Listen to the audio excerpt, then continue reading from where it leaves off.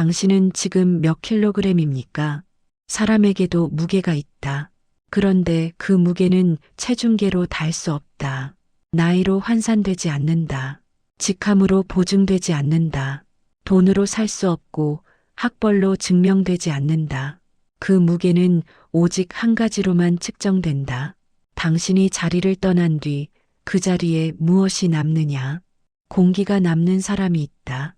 그 사람이 앉았던 자리, 그 사람이 말을 얹었던 순간, 그 사람이 조용히 고개를 끄덕였던 그 찰나, 그 무엇이 오래 남아 사람들의 기억 속에서 잔향처럼 울리는 사람.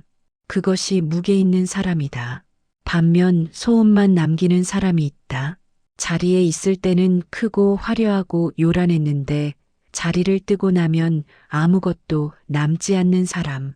심지어 피로감만 남기는 사람. 그들은 자신이 존재감이 강하다고 착각하지만 사실은 불쾌감을 강하게 남길 뿐이다.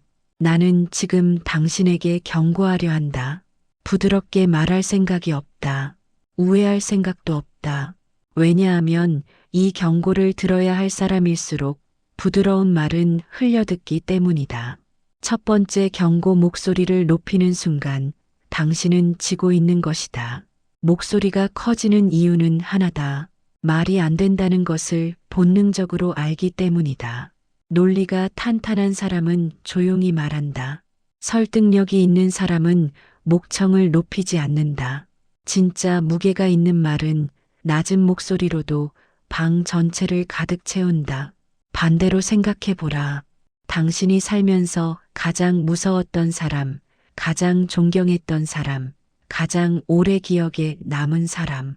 그들이 목소리를 높였던가? 아니다. 오히려 그 반대였을 것이다.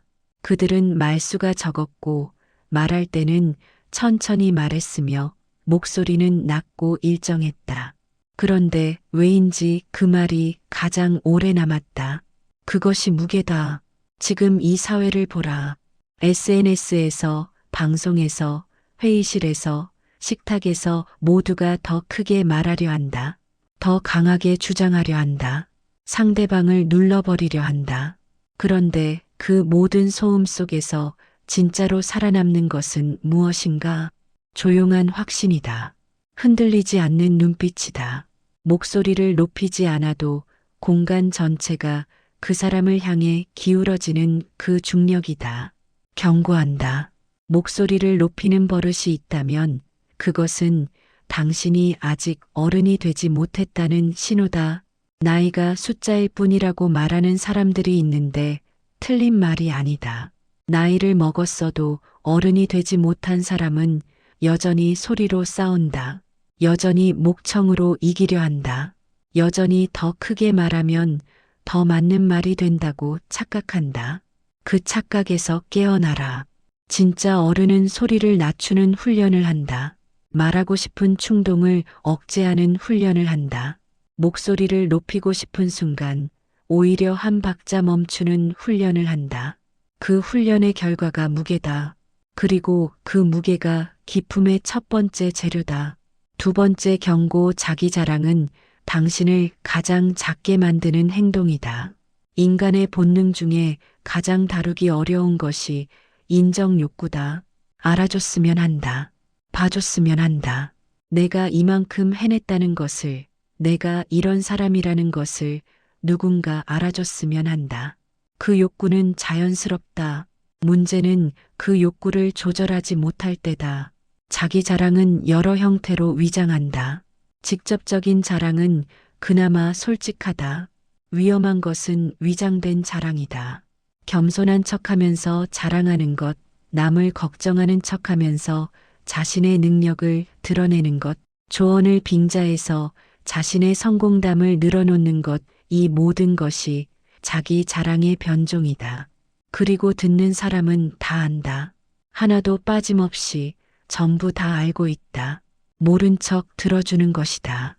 자리가 불편해지기 때문에, 관계가 어색해지기 때문에 그냥 넘어가는 것이다.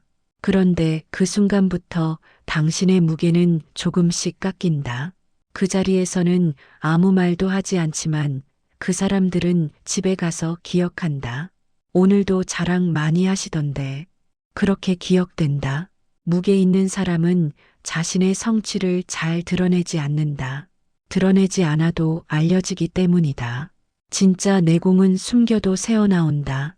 억지로 보여주려 하지 않아도 태도에서, 말하는 방식에서, 듣는 방식에서, 공간을 점유하는 방식에서 자연스럽게 드러난다. 경고한다. 당신이 자신의 이야기를 많이 하고 있다면 당신은 지금 스스로를 작게 만들고 있는 것이다. 공간을 자기 이야기로 채우는 사람은 그 공간에서 가장 가벼운 사람이 된다. 품격은 나를 드러내는 능력이 아니다. 품격은 나를 줄이는 능력이다. 세 번째 경고 과함은 언제나 품격의 적이다. 과한 향수는 타인을 밀어낸다. 과한 농담은 관계를 깎아낸다. 과한 복장은 자리를 흐트린다. 이 세 가지는 단순히 예절의 문제가 아니다. 이것은 자기 인식의 문제다. 내가 얼마만큼을 해야 하는지, 이 자리에서 나는 얼마만큼의 공간을 차지해야 하는지, 지금 이 관계에서 나는 어느 정도의 온도로 있어야 하는지, 그것을 아는 사람과 모르는 사람의 차이가 바로 기품의 차이다. 향수를 강하게 뿌리는 사람은 자신이 좋은 향기를 풍긴다고 생각한다. 하지만 주변 사람들은 숨이 막힌다. 그리고 아무도 말하지 않는다. 그냥 조금씩 거리를 둔다. 농담을 과하게 하는 사람은 자신이 분위기를 부드럽게 만든다고 생각한다. 하지만 실제로는 관계의 무게를 깎아내고 있다. 모든 것을 가볍게 만들어버리는 사람과는 진지한 이야기를 나누기가 어렵다. 깊어지지 못하는 관계는 시간이 지나면 멀어진다. 복장이 과한 사람은 자신이 성의를 다했다고 생각한다. 하지만 자리의 맥락을 읽지 못한 것이다. 격식 있는 자리에서 너무 화려한 것도 문제고 편안한 자리에서 너무 딱딱한 것도 문제다. 자리를 읽는 능력, 맥락을 읽는 능력, 그것이 품격이다. 기품 있는 사람은 항상 조금 덜한 쪽을 선택한다. 말할 수 있을 때 조금 덜 말한다. 드러낼 수 있을 때 조금 덜 드러낸다. 웃을 수 있을 때 조금 더 조용히 웃는다. 그 조금 덜함이 쌓여서 무게가 된다. 그 무게가 쌓여서 기품이 된다. 경고한다. 지금 당신 주변에 사람이 줄고 있다면, 혹은 사람들이 당신과의 약속을 조금씩 피하고 있다면, 당신이 어딘가에서 과하고 있는 것은 아닌지 돌아보라. 사람들은 과한 것을 피한다. 왜냐하면 과한 것은 피곤하기 때문이다. 절제하라. 절제가 품이다. 네 번째 경고, 항상 주연이 되려는 사람은 오래 못 간다. 모든 자리에서 중심에 서고 싶어 하는 사람이 있다. 모든 대화에서 자신이 말을 많이 해야 한다고 생각하는 사람이 있다. 자신이 인정받지 못하면 불안해지는 사람이 있다. 그 불안을 경고한다. 그 불안이 당신을 가볍게 만든다. 진짜 무게 있는 사람은 주연 욕심이 없다. 꼭 중심에 서지 않아도 된다는 것을 안다. 꼭 말하지 않아도 자신의 존재가 드러난다는 것을 안다. 꼭 인정받지 않아도 흔들리지 않는 내면을 가지고 있다. 그 내면의 단단함이 무게다. 생각해보라. 당신이 정말로 존경하는 사람, 정말로 오래 기억에 남는 사람이 과연 항상 주연이었는가? 아닐 것이다. 그 사람은 말할 때와 침묵할 때를 알았다. 나설 때와 물러설 때를 알았다. 앞에 설 때와 뒤에 설 때를 알았다. 그 지혜가 기품이다. 반면 항상 주연이 되려는 사람은 결국 피곤한 사람이 된다. 처음에는 눈에 띈다. 에너지가 넘쳐서, 존재감이 강해서, 말을 잘해서 처음에는 사람들이 모인다. 하지만 시간이 지날수록 사람들은 지친다. 항상 그 사람이 중심이어야 하는 자리, 항상 그 사람의 이야기로 채워지는 시간, 항상 그 사람의 기분에 맞춰야 하는 분위기. 사람들은 조용히 그러나 확실하게 멀어진다. 경고한다. 당신이 주연이 되려 할수록 당신은 더 빨리 조연이 된다. 아니, 엑스트라가 된다. 기품 있는 사람은 조연을 자처함으로써 주연이 되는 역설을 이해한다. 물러서는 것이 앞서는 것임을 알라. 침묵이 말보다 강할 수 있음을 알라. 인정받지 않아도 괜찮다는 것을 알라. 그 알매서 진짜 무게가 시작된다. 5번째 경고 조급함은 나이를 배반한다. 나이를 먹었다는 것은 시간을 더 많이 살았다는 뜻이다. 그런데 시간을 더 많이 살았음에도 여전히 조급한 사람이 있다. 빨리 결론을 내려 한다. 빨리 반응한다. 상대방이 말을 채 끝내기도 전에 끼어든다. 서두른다. 몰아붙인다. 기다리지 못한다. 그 조급함은 나이를 배반한다. 나이를 먹었다는 것은 속도를 배웠다는 의미여야 한다. 빠른 속도가 아니라 적절한 속도, 서두르지 않는 속도, 기다릴 줄 아는 속도, 멈출 줄 아는 속도. 무게 있는 사람은 속도가 다르다. 회의에서 상대방이 말하고 있을 때 끊지 않는다. 다음 말을 준비하느라 분주한 것이 아니라 지금 이 말을 듣는 것에 집중한다. 식사 자리에서 서두르지 않는다. 다음 일정이 있어도 지금 이 자리에 충분히 있어준다. 대답을 요구받았을 때 즉각적으로 반응하는 것이 아니라 잠깐 생각하는 여유를 갖는다. 그 여유가 기품이다. 조급한 사람은 성숙해 보이지 않는다. 아무리 나이가 많아도, 아무리 경력이 길어도, 아무리 직위가 높아도 조급함은 그 모든 것을 가볍게 만든다. 저 사람은 왜 저렇게 급하지? 사람들은 속으로 생각한다. 나이가 몇인데 아직도 저래? 그렇게 평가된다. 경고한다. 지금 당신이 서두르고 있다면 당신은 나이에 어울리지 않는 모습을 보여주고 있는 것이다. 속도를 낮춰라. 끼어들지 말라. 기다려라. 그 기다림이 무게다. 그 무게가 당신을 진짜 어른으로 만든다.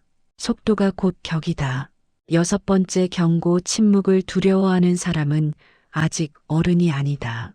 침묵이 불편한 사람이 있다. 어색한 침묵이 생기면 곧장 말로 채우려 한다. 대화가 잠시 끊기면 안절부절 못한다. 말을 해야 한다는 강박이 있다. 말이 없으면 존재감이 사라진다고 느끼는 것이다. 그것은 어른의 태도가 아니다. 진짜 무게는 침묵에서 나온다. 말을 하지 않아도 공간을 채우는 사람이 있다. 그냥 앉아 있는데도, 그냥 듣고 있는데도, 그냥 커피잔을 들고 있는데도 그 사람의 존재가 자리 전체에 스며드는 사람. 그것이 진짜 존재감이다. 반면 말로 공간을 채우려 하는 사람은 말이 멈추는 순간 존재감도 사라진다. 말 없이는 존재할 수 없는 사람이 되어버린다. 침묵을 견뎌라. 상대방이 말을 고르는 동안 기다려라. 대화가 잠시 멈춰도 그 침묵을 편안하게 받아들여라. 모든 것을 말로 설명하려 하지 말라. 어떤 것은 침묵이 더 잘 전달한다. 무게 있는 어른은 말로 설득하지 않는다. 분위기로 설득한다. 그 분위기는 조용함에서 온다. 서두르지 않음에서 온다. 침묵을 두려워하지 않음에서 온다. 말하지 않아도 충분히 존재할 수 있다는 내면의 안정에서 온다. 경고한다. 침묵이 불편하다면 지금 당신이 서야 할 자리는 말이 아니라 내면의 훈련 앞이다. 7번째 경고 나이는 자동으로 기품을 주지 않는다. 많은 사람들이 착각한다. 나이를 먹으면 자연스럽게 어른이 된다고. 살아온 세월이 쌓이면 저절로 품격이 생긴다고. 흰머리가 생기고 주름이 늘면 무게가 생긴다고. 그것은 착각이다. 나이는 그냥 숫자다. 기품은 선택이다. 매일 조금씩 덜 말하는 선택. 매일 조금씩 더 듣는 선택. 매일 조금씩 조급함을 누르는 선택. 매일 조금씩 자기 자랑을 줄이는 선택. 매일 조금씩 과함을 버리는 선택. 그 선택들이 수천 번, 수만 번 쌓였을 때 그때 기품이 생긴다. 그때 무게가 생긴다. 반대로 말한다. 아무리 나이가 많아도 매일 목소리를 높이는 선택을 하고 매일 자기 자랑을 하는 선택을 하고 매일 조급하게 구는 선택을 하고 매일 주연이 되려는 선택을 하면 기품은 생기지 않는다. 오히려 나이가 들수록 더 가벼워진다. 더 피곤한 사람이 된다. 경고한다. 나이를 믿지 말라. 세월을 믿지 말라. 경력을 믿지 말라. 직함을 믿지 말라. 오직 태도를 믿어라. 격은 외모가 아니라 태도에서 나온다. 무게는 말이 아니라 침묵에서 나온다. 품은 돈이 아니라 절제에서 나온다. 나이가 들수록 화려함은 빠지고 기품만 남아야 한다. 그것이 진짜 나이 드는 것이다. 나이가 들수록 화려함이 더해지고 소리가 더 커진다면 그것은 나이를 거스르는 것이 아니라 나이를 낭비하는 것이다. 8번째 경고. 남을 불편하게 하지 않는 기술을 배워라. 기품의 실용적 정의는 이것이다. 남을 불편하게 하지 않는 기술. 이것은 단순히 착하게 구는 것이 아니다. 이것은 고도의 사회적 지능이다. 내 말이 상대방에게 어떻게 들릴지 생각하는 것. 내 행동이 이 자리의 분위기에 어떤 영향을 미칠지 감지하는 것. 내 존재가 지금 이 관계에서 얼마만큼의 공간을 차지하는 것이 적절한지 아는 것. 이것을 아는 사람이 격 있는 사람이다. 격 있는 사람은 자신의 기분보다 자리의 맥락을 먼저 읽는다. 하고 싶은 말이 있어도 이 자리에서 해도 되는 말인지 먼저 생각한다. 재미있는 이야기가 있어도 지금 이 분위기에 맞는 이야기인지 먼저 헤아린다. 자신의 성공을 나누고 싶어도 지금 이 상대방이 그 이야기를 편안하게 들을 수 있는 상태인지 먼저 살핀다. 그 세심함이 무게다. 경고한다. 당신의 기분에만 충실한 사람은 결국 혼자가 된다. 내가 하고 싶은 것을 하고 싶을 때 하고 싶은 방식으로 하는 것은 어린아이의 방식이다. 어른은 자신의 충동을 조절한다. 그 조절 능력이 성숙이고 그 성숙이 기품이다. 남을 불편하게 하지 않는 기술은 사실 나를 줄이는 기술이다. 나의 욕구를 줄이고 나의 말을 줄이고 나의 공간을 줄이는 것. 그렇게 줄어든 자리에 관계가 자란다. 신뢰가 자란다. 존경이 자란다. 그것이 진짜 존재감이다. 마지막으로 묻겠다. 당신은 지금 어떤 사람인가? 목소리를 높여 이기는 사람인가? 낮은 목소리로 설득하는 사람인가? 공간을 자기 이야기로 채우는 사람인가? 공간을 비워서 관계를 채우는 사람인가? 항상 주연이 되려는 사람인가? 주연 욕심 없이 오래가는 사람인가? 조급하게 서두르는 사람인가? 천천히 그러나 확실하게 앞으로 나아가는 사람인가? 침묵이 불편한 사람인가? 침묵으로 더 많은 것을 전달하는 사람인가? 나이만 먹은 사람인가?